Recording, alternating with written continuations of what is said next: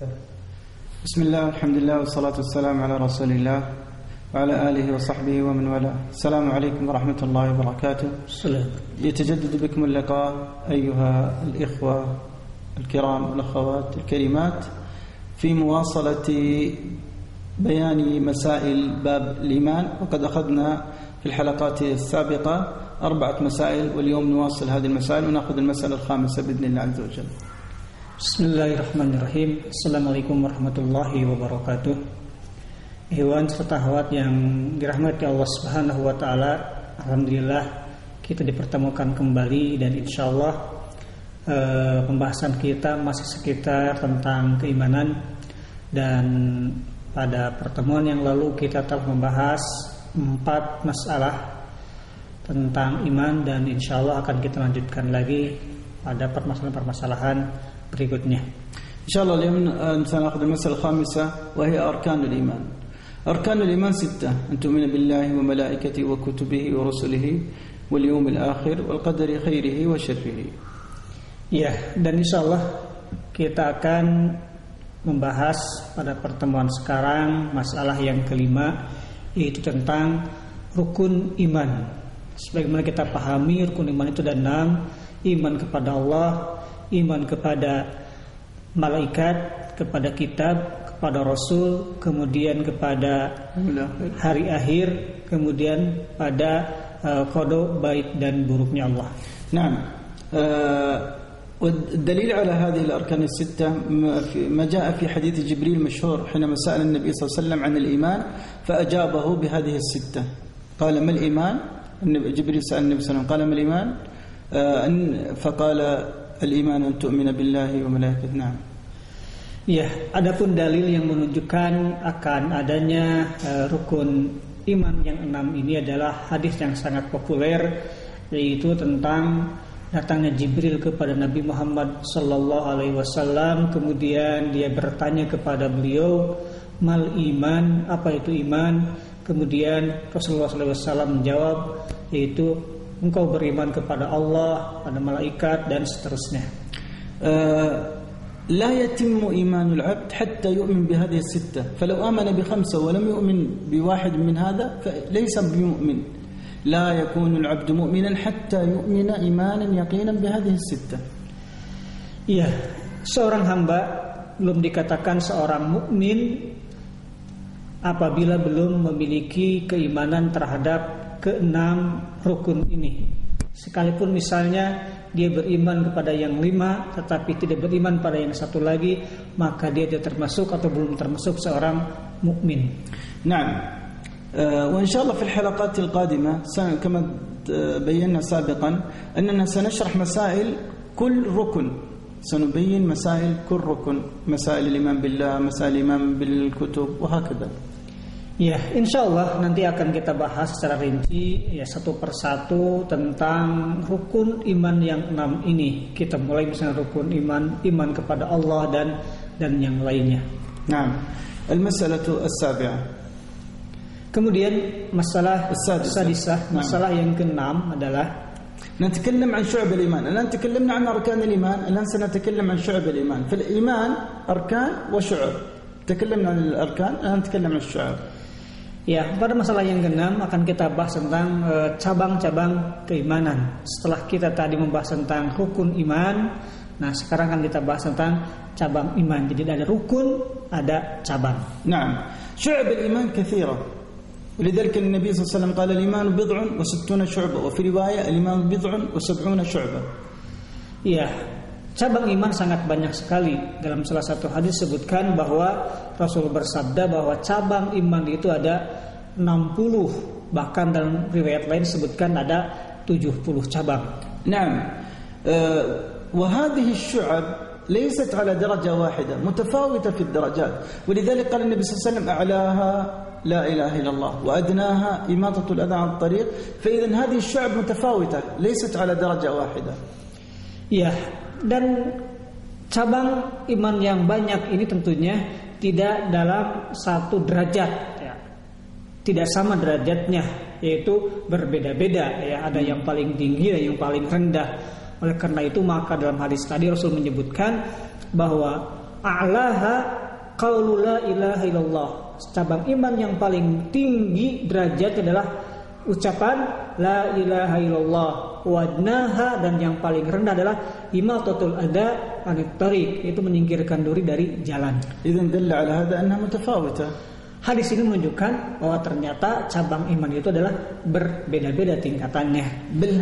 بالبعض شعب الإيمان إذا زالت فإن الإيمان يزول. مثل ماذا؟ شهادة لا إله إلا الله. إذا الإنسان لم يشهد أن لا إله إلا الله وأن محمد رسول الله زالت هذه الشعبة، زال الإيمان. وبعضها لا يزول الإيمان بزوالها، مثل إماطة على الطريق. إذا لم يمط الأذى على الطريق فلا يزول الإيمان. نعم. Bahkan hilangnya salah satu atau ada cabang iman yang apabila itu tidak dimiliki, maka berarti iman tidak dimiliki oleh seseorang. Apabila itu hilang dari seseorang, maka iman pun hilang dari seseorang. Yaitu misalnya syahadatu alla ilaha illallah. Apabila seseorang tidak memiliki keyakinan ini, ya, maka berarti dia tidak memiliki keimanan. Artinya imannya hilang dari orang tersebut. Tetapi ada cabang lain yang apabila tidak dimiliki, maka iman tidak akan pergi dari dia, tidak hilang dari dia. Misalnya tadi, ya, menyingkirkan duri dari jalan. Apabila dia tidak melakukan itu, maka bukan berarti keimanan dia adalah hilang dari dirinya. نعم. أعطيكم قاعدة في بيان معرفة شعب الإيمان، لأنه لا يمكن الإنسان حصرها، لكن قاعدة: كل ما جاء أنه من الإيمان أو جاء من صفات المؤمنين فهو من شعب الإيمان أو من الإيمان. نعم. Iya, saya akan sampaikan satu kaidah ya dalam tentang keimanan. Setiap apa yang menunjukkan akan keimanan seseorang, maka itu merupakan cabang dari iman. نضرب أمثلة على هذا. Saya berikan contoh. مثلا قد أفلح المؤمنون الذين هم في صلاتهم خاشعون. إذن هم في صلاتهم خاشعون. الخشوع في الصلاة من صفات المؤمنين. إذن الخشوع في الصلاة من شعب الإيمان. Ya, misalnya ketika Allah berfirman, qad aflahal mu'minun, sungguh berbahagia, beruntung orang-orang yang beriman. Ya. Alladzina hum fi salatihim khashi'un, yang mereka dalam salatnya khusyuk. Ini menunjukkan bahwa khusyuk itu sifat orang yang beriman. Artinya khusyuk merupakan cabang dari iman. إذا نحن قلنا القاعدة: ما جاء أنه من الإيمان فهو من شعب الإيمان، وما جاء أنه من صفات المؤمنين فهو من شعب الإيمان. مثل الآن هذا الخشوع من صفات المؤمنين، إذا من شعب الإيمان. Ya, jadi sekali lagi kaidahnya adalah setiap yang datang berdasarkan dari keimanan, maka itu adalah cabang iman. Setiap yang dilakukan oleh seorang mukmin berdasarkan keimanan, maka itu sifat orang yang beriman. Seperti tadi, khusyuk dalam salat itu merupakan sifat atau merupakan cabang dari keimanan. طيب ما مثال أنه من الإيمان صراحة؟ مثل ما قال النبي صلى الله عليه وسلم: الإيمان أن تؤمن بالله، فهذا يعني أصل من أصول الإيمان. نعم. Ya, kemudian tentunya apa usul atau cabang usul dari keimanan tersebut, yaitu sebagaimana Rasulullah SAW sampaikan, antuminu billah, engkau beriman kepada Allah. نعم. إذن نريد نلخص هذه المسائل. جيد. نقول أولا أن أركان الإيمان 6: تؤمن بالله وملائكته وكتبه ورسله واليوم الآخر والقدر خيره وشره. Ya, kita akan simpulkan pertemuan ini. Yang pertama adalah bahwa rukun iman itu ada 6, yaitu beriman kepada Allah, beriman kepada malaikat, beriman kepada kitab, beriman kepada Rasul, beriman kepada hari akhir, dan beriman kepada qada dan qadar Allah, baik yang buruk ataupun yang baik. ولا يكون العبد مؤمنا حتى يؤمن بهذه 6، فلو أخل بركن واحد فهو ليس بمؤمن. Dan setiap orang dikatakan dia seorang mukmin tatkala beriman kepada ke-6 perkara tadi. apabila hilang salah satu dari dia sekalipun beriman kepada yang kelima, maka dia belum tergolong orang beriman. المسألة الثانية شعب الإيمان كثيرة وهي ليست على درجة واحدة منها ما يزول الإيمان بزوال هذه الشعبة ومنها ما لا يزول الإيمان بزوال هذه الشعبة لكنه ينقص. Iya, yang kedua adalah bahwa cabang iman itu sangat banyak sekali. Dan diantaranya adalah apabila hilang cabang ini berarti hilang keimanan dari seseorang.